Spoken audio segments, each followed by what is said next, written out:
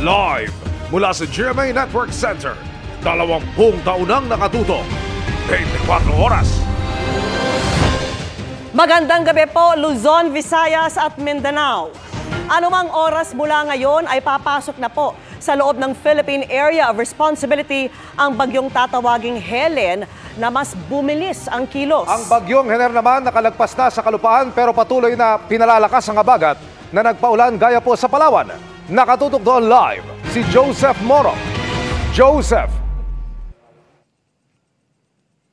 Vicky Emil, binaha nga ang maraming munisipyo dito sa Palawan at ayon sa Palawan Disaster Risk Reduction and Management Council ay aabot na sa 9,000 na mga residente ang apektado ng mga pagbaha. Hindi ito ilog kundi mga palayan na binaha dahil sa tuloy-tuloy na pag-ulan dala ng habagat na pinalala ng bagyong Hener. Ang ilang mga residente nagbabangka na para makabalik sa kanilang mga bahay. Iniahon na rin sa kalsada ang mga alagang hayop. Ang ilang bahay aabot na sa bubong ang baha. Para malaman natin kung gaano kataas yung tubig na bumaha dito sa maraming palayan dito sa Roxas sa Palawan, tingnan natin si Kuya nandun sa may palayan na yan na nagmumuka ng ilog at yung tubig ay nasa abot dibdib na niya. Marami dito sa mga palayan dito, ang sabi sa atin ay yung mga palay sana ay aanihin na. Ito lahat, ito pa, na nakabunga na yan, nakabunga na. Simula to, Biyernes. Biyernes pa. Tapos kagabi lang naglalim talaga ng malalim. Hindi po kayo maglilikas? Na pa kami, nakalikas na kami. Nagbalik lang ako sa bahay ko. Tingin yung huhupa? Tagal pa yan, baka abutin pa yan ng mga Biyernes o Sabado pa siguro yan. Kasi umuulan pa sir, ano? Ulan pa. Tuloy-tuloy kasi yung ulan. Kuha naman ito ng Municipal Disaster Risk Reduction Office ng El Nido noong September 15 at kitang-kita ang lakas ng alon sa dagat. Nirescue ang ilang mga residente ng Barangay Bebeladan na isang isolated na lugar. Sa Barangay Abongan sa Taytay, Palawan, mistulang ilog rin ang palayan na ito simula pa kahapon. Lubog na mga pananim dahil sa umapaw na namang ilog. About to be harvested na pati sana, mga ilang weeks na lang na damage pa kasi walang masising. Sa tourist town na San Vicente, lubog din sa baha ang mga barangay dito dahil sa walang tigil na pag-ulan. Lampas 500 pamilya o 2,000 mga individual ang apektado na inilikas na sa mga evacuation center at paaralan. May naitala ring landslide kahapon sa Sito Makatumbalin, Barangay Poblasyon. Agad namang nagsagawa ang MDRRMO ng clearing operation. Kaninang umaga nagka-landslide din sa Barangay Kemdeng sa San Vicente pa rin, kaya hindi madaanan ang mga kalsada doon. Sa Puerto Princesa City, Palawan naman, lubog sa baha ang maraming bahay sa Barangay Siksikan. Lampas 80 na pamilya ang apektado na nasa evacuation center na. Baha ang ilang kalsada tulad ng National Highway sa Barangay San Jose. Sa tala ng Palawan Risk Reduction and Management Council, lampas 2,000 mga pamilya o abot sa 9,000 katao ang apektado ng baha mula sa 11 munisipyo dito. Pinakamarami sa Coron na may lampas 500 pamilya o lampas 2,000 katao ang binaha. Barado ng salalim. Emil, sa mga oras na ito ay sa awa ng Diyos at panakanakang pag-ulan lamang ang ating nararanasan dito sa Roxas City maging doon sa Puerto Princesa sa Palawan, Emil.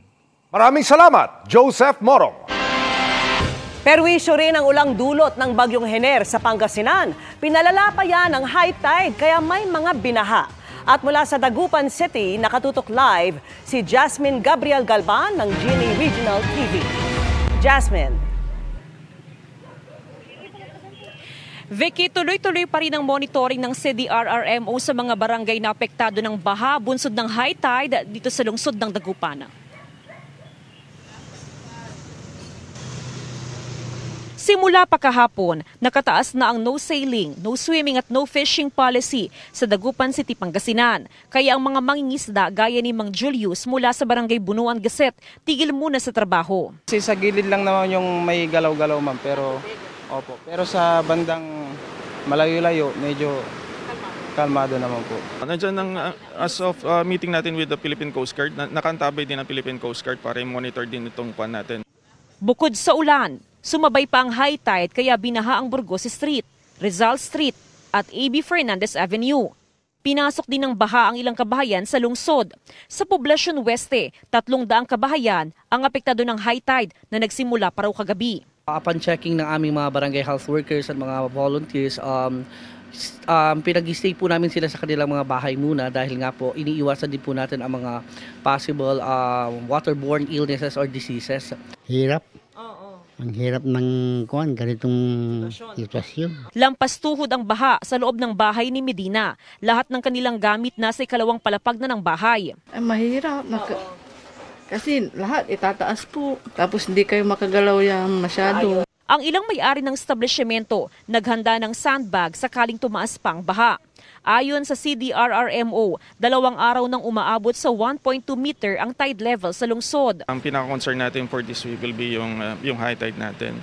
So possible din, it's because meron tayong gale warning din. 2 hours, bababa at bababa, just like kahapon din. Panawagan ng CDRRMO sa publiko, kung lulusong sa baha, magsuot ng bota upang makaiwas sa leptospirosis.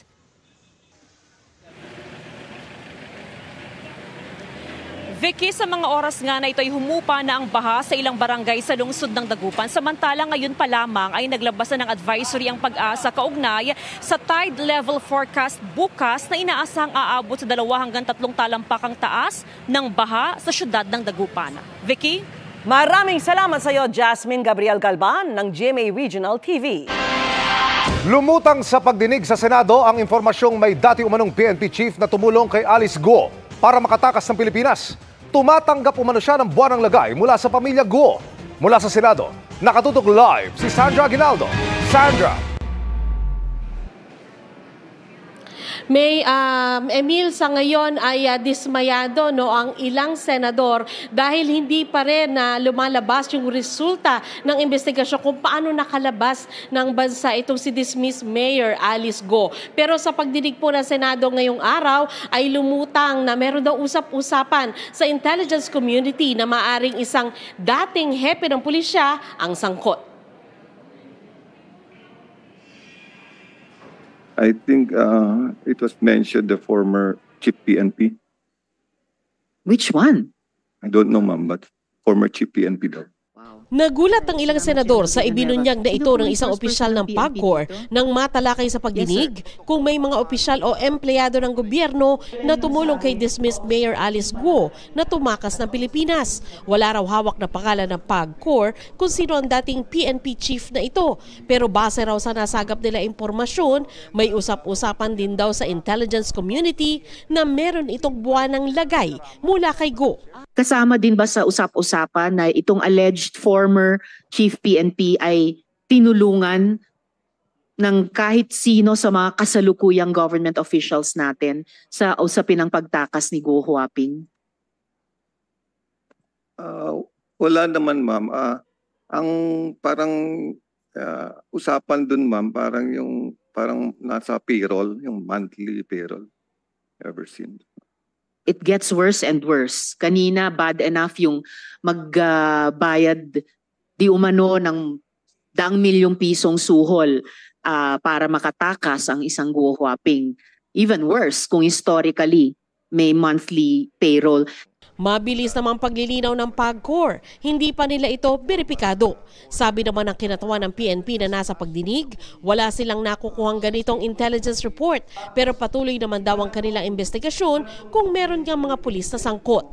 Nabahala naman daw si Senador Bato de la Rosa sa sinabi ni Villanueva dahil dati siyang PNP chief. Kaya tanong niya kay Guo, pwede bang malaman kung sino itong former chief PNP? I'm concerned because I am a former chief PNP. Baka mamaya mayroong lalabas na script dyan na si Bato ay tumatanggap ng pera galing sa'yo.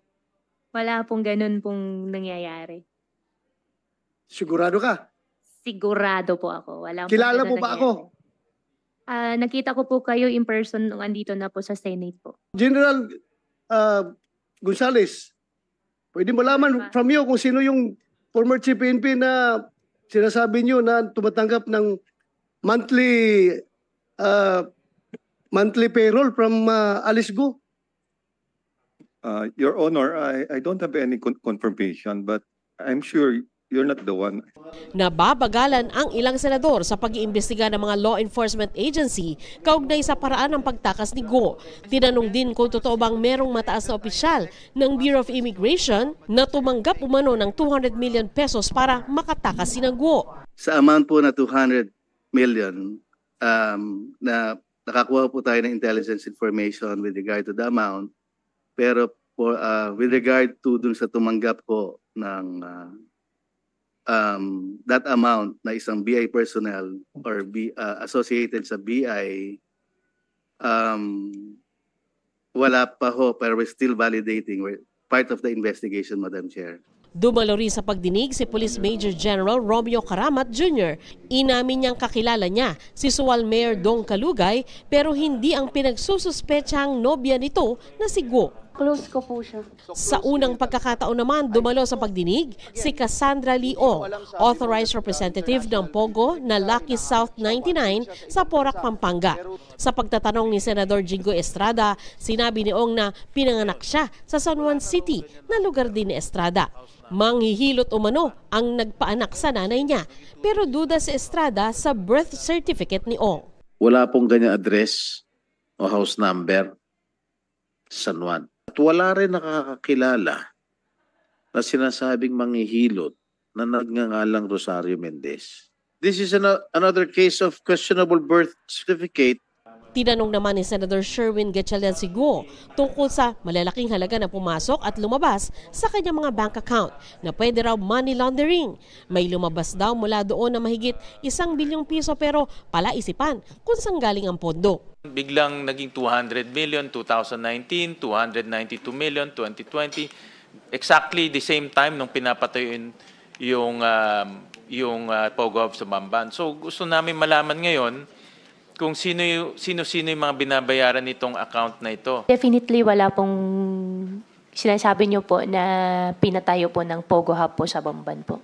Pinunto rin ni Senator Joel Villanueva na hindi sapat ang kita ni Guo mula sa kanyang mga negosyo para mabili ang mga ari-arian niya.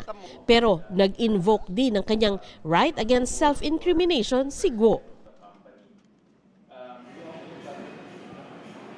Emil, sinabi rin ni Mayor Guo dito sa pagdinig na bago siya mahuli sa Indonesia ay balak na rin niyang bumalik sa Pilipinas para umano harapin ang kanyang mga kaso. Emil?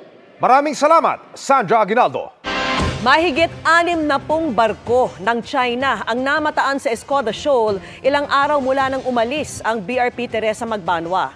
Delikado ayon sa isang security analyst dahil sa lapit nito sa Palawan. Nakatutok si Chino Gaston. Ilang araw mula nang lisanin ng BRP Teresa Magbanwa ang Escoda Shoal, 65 Chinese vessels ang namonitor ng Philippine Navy sa bahurang higit kumulang 70 nautical miles lang mula Palawan. 9 sa mga ito ay Chinese Coast Guard ships, 4 ay barko ng Chinese Navy at 52 ay Chinese militia vessels. Pero hindi raw ibig sabihin kontrolado na ng China ang Escoda Shoal na nasa loob ng exclusive economic zone ng Pilipinas. The Philippine Navy, the AFP, will continue performing its mandate. We will continue monitoring all our features in the West Philippine Sea. There's been no marked increase in the pileup of crushed corals. We have not monitored any man-made activity. Pero ayon sa isang security analyst, mas delikado ang sitwasyon ngayon kung ikukumpara sa standoff sa Bajo de Masinloc noong 2012. Kaya dapat maging maingat ang gobyerno. Unang-una, mas malapit to sa Palawan. Of course, we have greater capabilities to engage the Chinese in a standoff. The Coast Guard now has more ships. We have the support of our treaty ally. But at the same time, the Chinese too have already their own Coast Guard, and it's supported by the Chinese Maritime Militia, the People's Salvation Army's Navy. Patuloy na nagbabantay ang AFP gamit ang mga patrol ships, eroplano at satellite ng mga kaalyadong bansa sa buong West Philippine Sea. We assure the Filipino people that the entire leadership of the AFP is doing its best to protect and secure all our features in the exclusive economic zone, most especially in the West Philippine Sea. Sa isang social media post ng security analyst na si Ray Powell, 11 Chinese militia ships at 2 Chinese Coast Guard vessels ang nasa Escoda ayon sa Automatic Identification System o AIS. Ayon kay Powell, hindi nakikita dito ang iba pang barkong posibleng nagpatay ng AIS. Ang napakaraming barko ng China sa Escoda makakaharap ng barko ng PCG na pamalit sa BRP Teresa Magbanwa at ipinadala roon kahapon ayon sa National Maritime Council. Para sa GMA Integrated News, Chino Gaston Nakatutok, 24 Oras. Inusisa ng mga senador ang ugnayan ni Alice Guo at Sual Mayor Liseldo Calugay dahil sa posible umanong sabwatan nila sa krimen. Kabilang sa mga inungkat ang resibo umano ng construction materials para sa pig farm ng pamilya Guo na nakapangalan kay Calugay. Nakatutok si Mav Gonzalez. Yung D Aqua Farm, Dong. Lixel, Alice, LIC, and Liseldo. Donggo, Dong, and Go. Tinalo nyo pa si Dong yan, ha?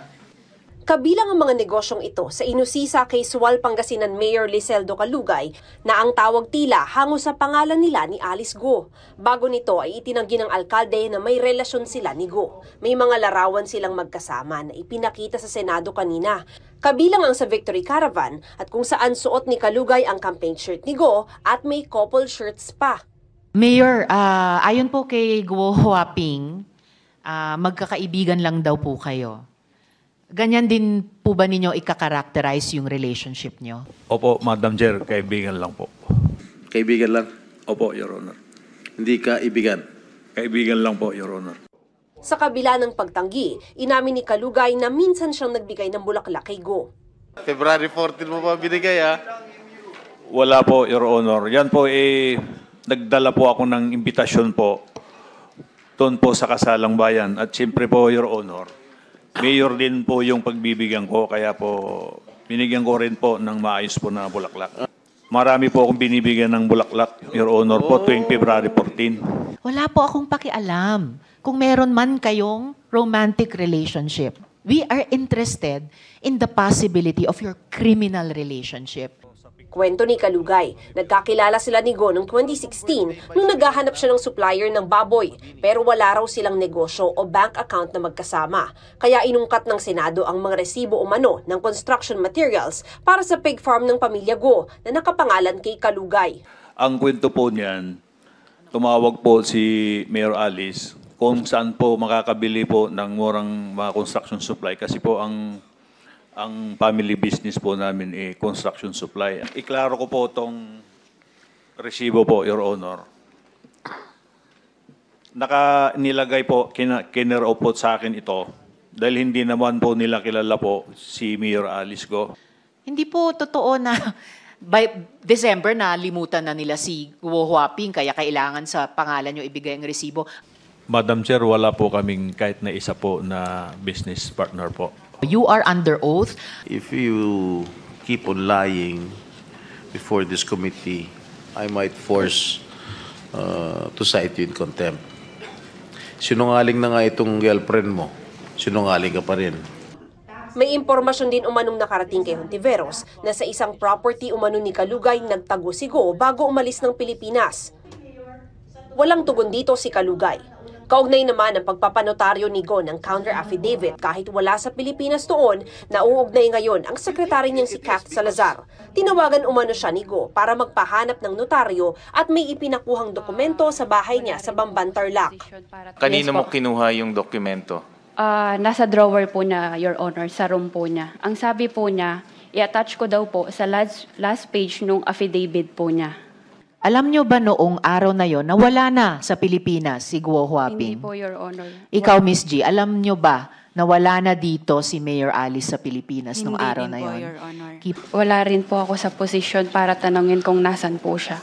Pero nung mga araw na iyon, alam nyo ba na naghahanda na siyang umalis?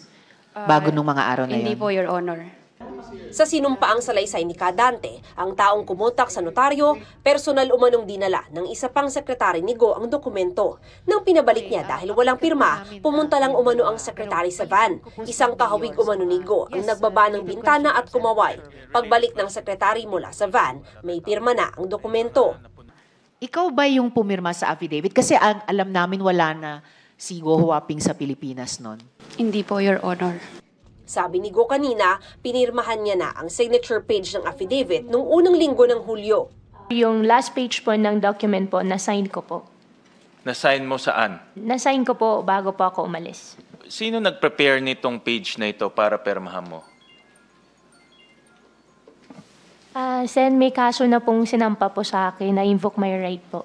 Hindi rin umano alam ng mga abogado ni Go na wala na siya sa Pilipinas nang ihain nila ang counter affidavit. Hindi rin umano sila personal na nakakapagkita dahil may death threat si Go. Nadiin tuloy ang notaryong si Attorney Elmer Galicia. Nagsinungaling si Attorney Galicia, no? Dahil hindi ito pinirmahan sa harap ni Attorney Galicia. Definitely nagsinungaling siya at dapat siyang kasuhan rin ng DOJ. Biktima po ako. I am invoking my right against self-incrimination po. Sinabi na naman ng komite ang dating business partner ni Go na si JP Samson matapos hindi tanggapin ang imbitasyon ng Senado. Para sa GMA Integrated News, Mav Gonzalez, nakatutok, 24 oras. Good news para sa mga customer ng Maynilad ang rollback sa tubig pagpasok ng Oktubre. Pero may nakaamba namang dagdag singil para sa mga customer ng Manila Water. Nakatutok si Maki Pulido. Umaabot ng 1,800 pesos kada buwan ang binabayarang tubig ni Lilibeth sa Manila Water. Kaya naman lahat na ng klase ng pagtitipid ginagawa na niya. Tubig dun sa pagbanlaw mo, ilagay mo na lang dun sa isang timba para may mapuwas ka sa kubeta, sa toilet. Ganun po. Kaya kailangan po, pag ikaw ay mag-toothbrush, tansyahin mo na lang kung ilang baso gamitin mo sa mag-toothbrush. Para, hindi na bukas ng bukas po ng gripo. Pero kailangan pang dumiskarte dahil may taas singil ang Manila Water simula October 1. Paliwanag ng MWSS Regulatory Office dahil ito sa Foreign Currency Differential Adjustment o FCDA. Ito yung talo o kita ng mga water concessionaire tuwing gumagalaw ang palitan ng piso kontra sa pera ng ibang bansa kung sila ay nagbabayad ng mga utang nila abroad. Dahil mahina ang piso kontra sa euro at US dollars nitong mga nakaraang buwan, papasanin ng consumers ang diferensya sa palitan ng pera. Ang principle nito ay pag may gains po ang concessionaire sa foreign currency fluctuations, ay kailangan po nila ibalik po ito sa publiko. Ngayon, pag may loss din po sila, pwede po nilang ipasa po ito sa publiko. Kaya mula October 1 hanggang katapusan ng December, may dagdag singil na 3 pesos and 65 centavos ang mga residential customer ng Manila Water na kumokonsumo ng 10 cubic meters pababa. 8 pesos and 10 centavos naman ang dagdag kung 20 cubic meters ang konsumo at 16 pesos and 54 centavos sa konsumong 30 cubic meters pataas. Kinakailangan nating magtayo ng mga panibagong water sources. Kinakailangan nating magtayo ng mga maraming wastewater treatment plants, maglatag at mag-rehabilitate ng mga bagong linya. So kinakailangan natin ng pera para dito. So doon na pupunta yung mga loans. Pero kung may taas singil sa Manila Water, rollback naman ang ipatutupad simula October 1 para sa mga residential customer ng Maynilad. Yan kasi ang bulto ng mga utang ng Maynilad at mas malakas ang piso kontra sa yen itong mga nakalipas na buwan. Kaya ibabalik ang kinita nito sa foreign exchange. 83 centavos ang rollback sa kumokonsumo ng 10 cubic meters pababa. 3 pesos and 14 centavos naman para sa 20 cubic meters na konsumo at 6 pesos and 43 centavos para sa 30 cubic meters kada buwan na konsumo. Rerepasuin uli ng MWSS Regulatory Office ang FCDA, kaya't maaaring magbago uli ang singil sa January 1. This is regularly adjusted every quarter. So pwede pag mag-appreciate po yung peso, ay magkakaroon po ng rollback. So yan po ang principle na no gain, no loss for the FCDA. Sa panahon ngayon na bawat sentimo ay mahalaga, hahanap pa ng ibang paraan si Lilibeth ng pagtipid ng tubig. Minsan na lang Para sa GMA Integrated News, Maki Pulido, nakatutok, 24 oras. Dahil pa rin sa pananalasa ng Bagyong Hener, may gumuhong pader sa Albay. Nalubog naman sa kabi-kabilang baha ang iba pang lugar sa Luzon. Nakatutok si Bernadette Reyes.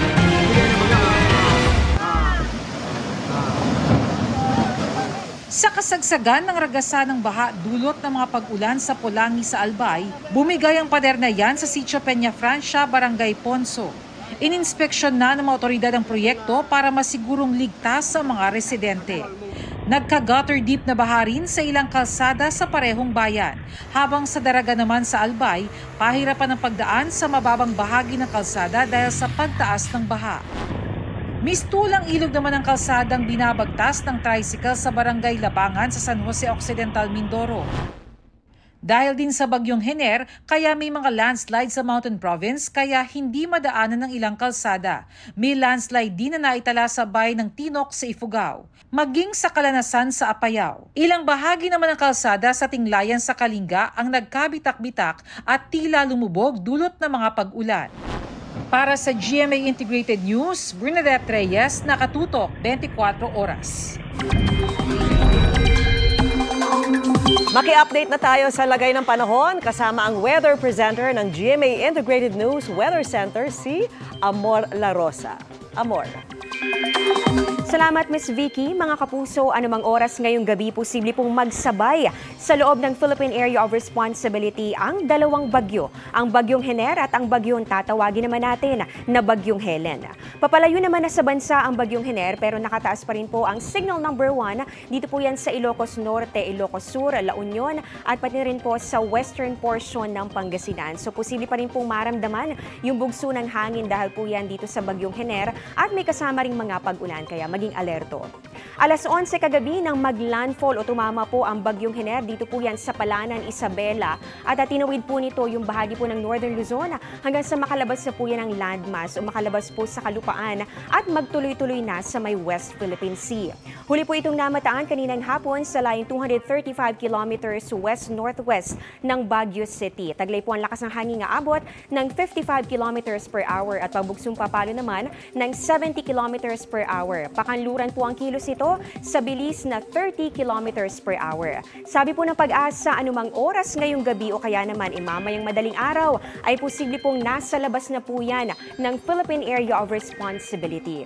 Yung bagyo naman na may international name po na Pulasan, ngayong gabi ay posible po na nasa loob na nga po yan ng PAR, kaya tatawagin na po natin yan sa local name nito na Bagyong Helen. Sa magiging track naman ito, posibleng nasa labas na rin po yan ng PAR sa mga susunod na oras o kaya naman bukas po ng umaga o tanghali. Depende kung mapanatili po nito yung taglay na bilis at ganun din ang direksyon. Kaya patuloy po natin yan tututukan.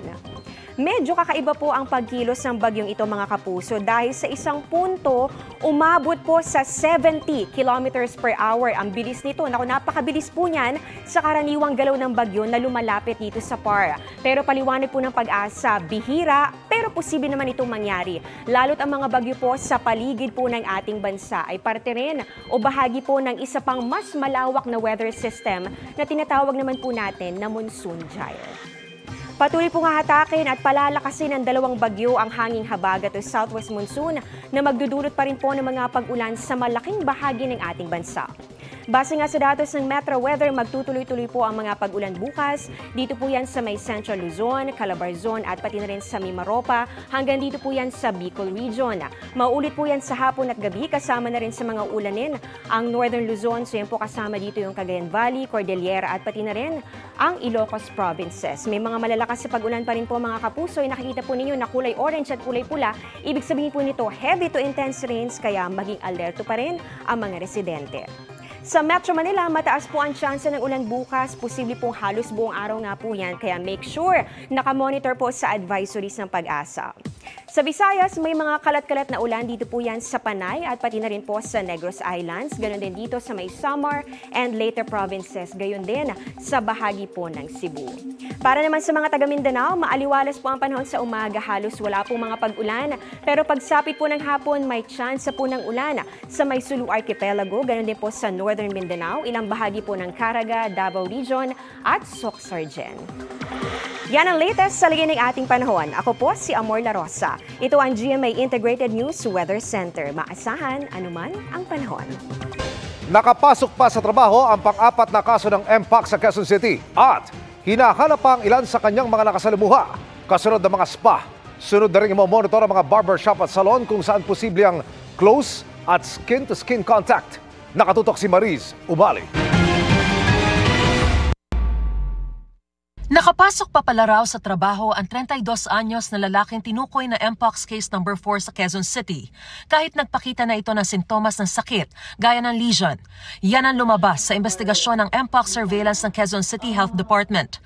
Base sa contact tracing, 14 ang natukoy na close contacts niya. Yung 14 po na yan, 1 doon is yung partner.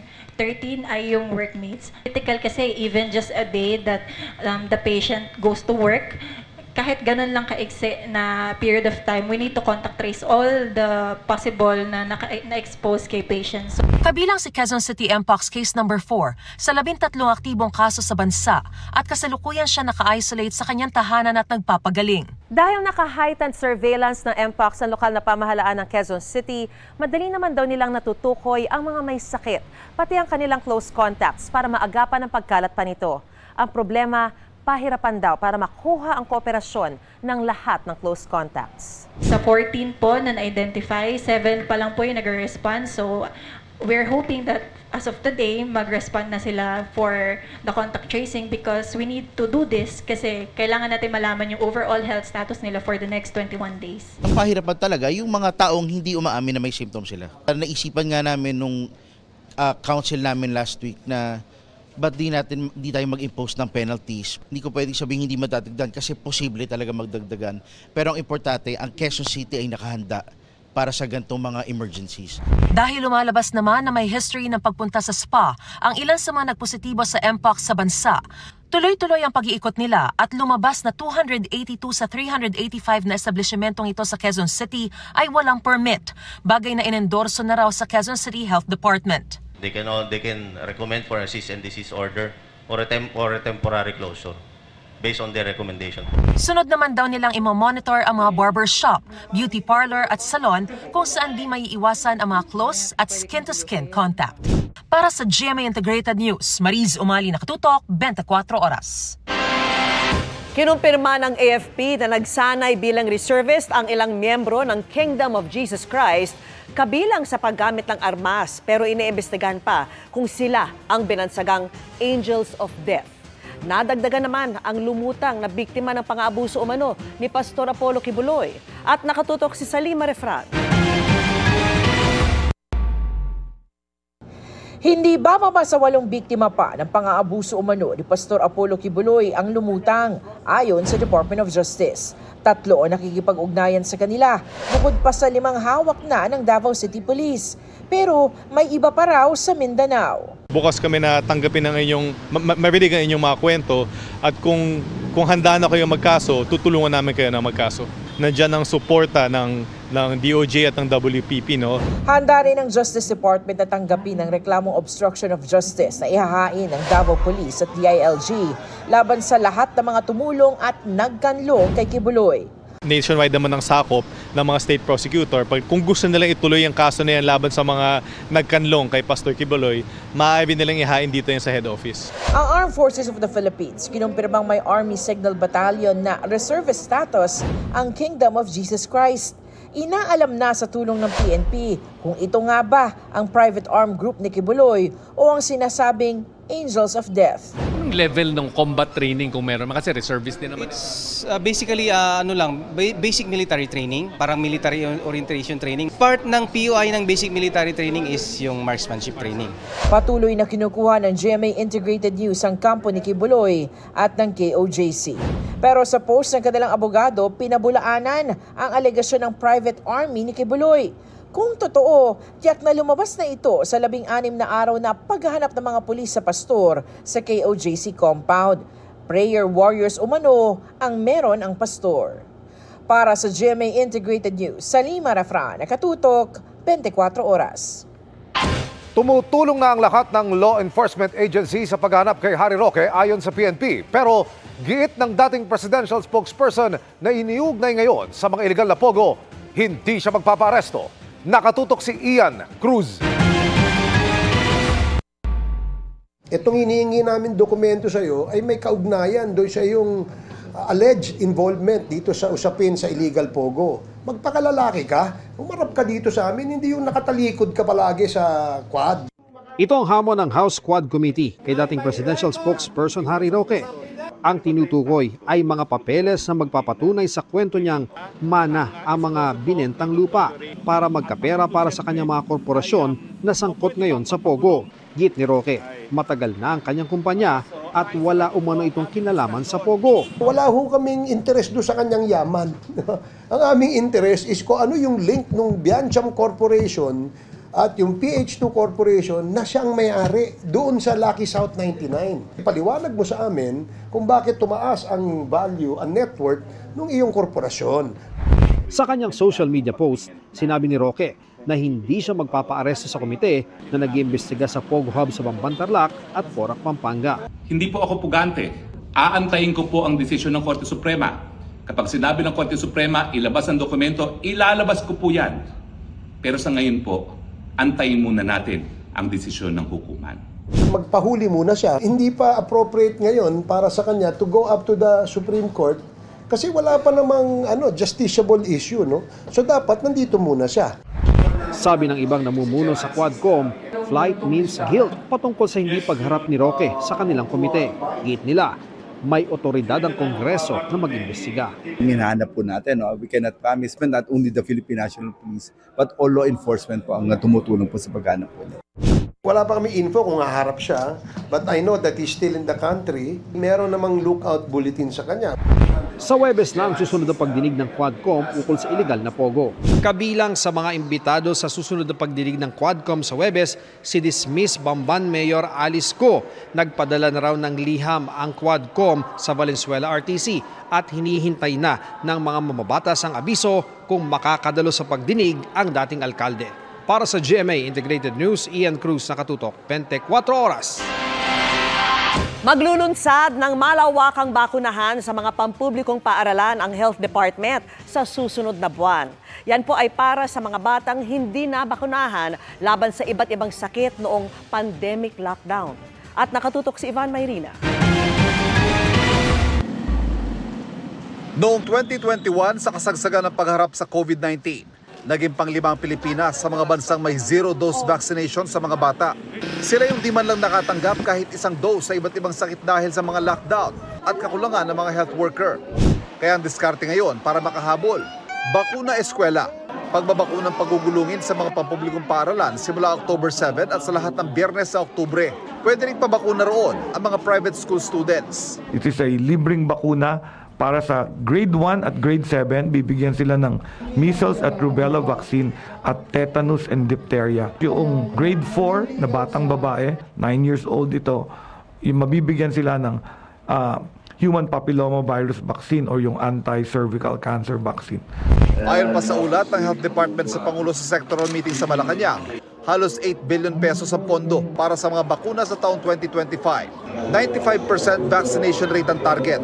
Imposible umano ang 100% dahil may mga magulang natatanggi at may mga batang allergic sa ilang bakuna.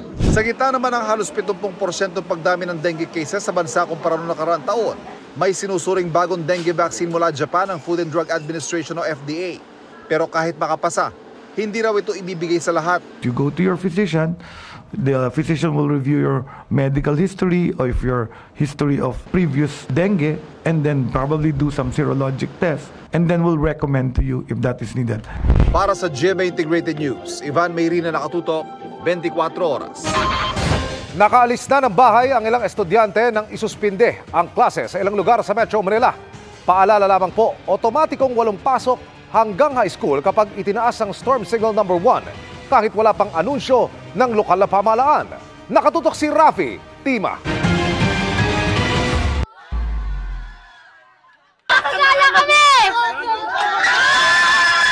Yan ang reaksyon ng ilang estudyanteng nakapasok na matapos malamang suspendido ang klase sa ilang lungsod sa Metro Manila. Alas 5 ng madaling araw inanunsyo ng Pag-asa na may Signal No. 1 sa Metro Manila. Ang mga LGU naman, bandang alas 6 na ng umaga nagsuspindi ng klase. Kaya sa mga kalye sa palibot ng isang paaralan, nagkalat ang mga mag-aaral na gumayak na pauwi. Maraming sundurin ng dismayado. Nakakainis lang ng kunti. Maaga patuloy gumising, nagluto ng mga almusal ng mga bata. Isuspendido din pala. Nagulat lang po, pero ayos naman at safety yung bata. Karamihan sa mga sinuspindi, klase sa elementarya. Paliwanag ng Pag-asa, alas 5 ng madaling araw nila nilabas, nakasama ang Metro Manila sa mga lugar na isinailalim sa Signal No. 1. Although hindi siya maapektuhan ng Metro Manila, pero pinaghandaan po natin. O kung ba nag-isip tayo ahead, kung tuloy-tuloy itong sumusob, maapektuhan ng Metro Manila. Kaya nag-raise po tayo ng Tropical Cyclone Wind Signal No. 1. Itong pagbibigay ng Signal No. 1, ibig sabihin yung warning na ito'y maranasan within the next 36 hours. Ayon sa ilang LGU na nagsuspende ng klase ng alas 6 ng umaga, sumusunod lang sila sa DepEd Memorandum na nagsasabing oras na itaas ang signal number 1 sa isang lugar. Suspendido na ang klase sa pribado at pampublikong paaralan hanggang grade 12. At dahil alas 5 na ng umaga itinaas ang typhoon warning signal, late na rin sila nag-anunsyo ng class suspension. Ayon sa Valenzuela LGU, gabi pa lang tinitingnan na nila kung may weather bulletin para makapag-desisyon sila ng class suspension. Possible. Of course, gusto naman po namin makapag-announce ng maaga, no? Kung gabi man na maglabas man yung pag-asa ng maagang advisory, then makakapag-announce naman kami agad. But then, ayun nga, nung gabi naman kasi wala pa naman advisory ng heavy rainfall. Walang signal number na nakataas. So, wala naman talaga kaming i-announce sa class suspension. Base sa DepEd order, nakasaad din naman na kapag inilabas ang anunsyo na nasa eskwelahan na ang mga estudyante, kailangan agad na silang pauwiin. Wala pang tugon ng DepEd sa ngayon. Para sa GMA Integrated News, Rafi Tima nakatutok, 24 oras. Pinaghahandaan na ng ilang martial law survivors at human rights defenders ang protesta nila sa Sabado, September 21. Para po ito sa ika-52 taong anibersaryo ng deklarasyon ng martial law. Sa Mendiola, isasagawa ng grupo ang kilos protesta pero magkakaroon muna ng programa sa Liwasang Bonifacio.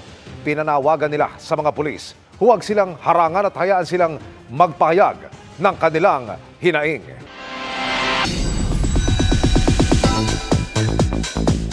Get in touch with the girl group na Cat's Eye na ngayon ay nasa Pilipinas. At back in town syempre ang fellow member nitong na si Sofia na anak ng local actress na si Carla Guevara. Ang handog niyang Taglish version ng kanilang hit single sa chika ni Aubrey Carampel.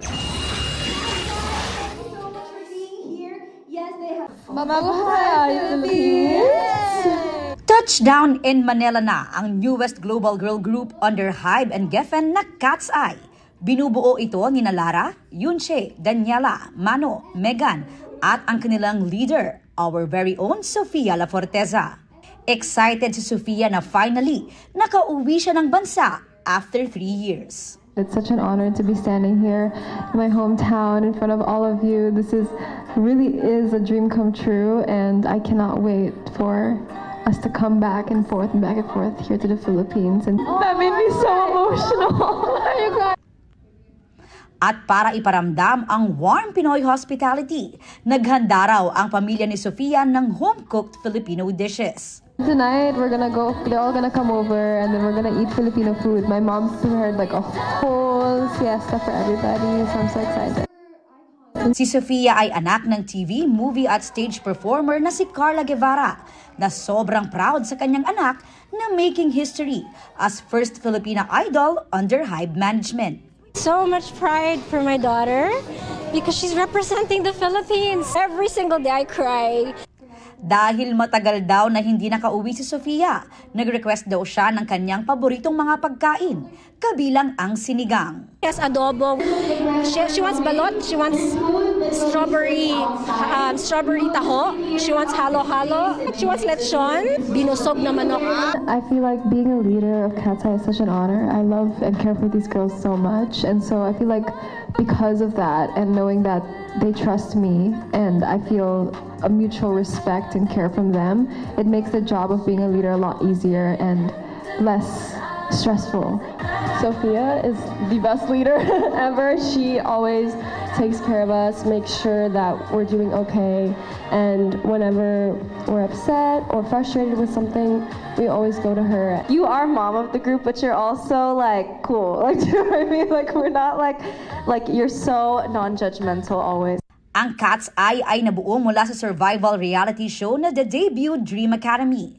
After mag-debut ng grupo nitong June, nirelease na rin nila ang kanilang EP, Sis o Soft is Strong, which represents their sisterhood.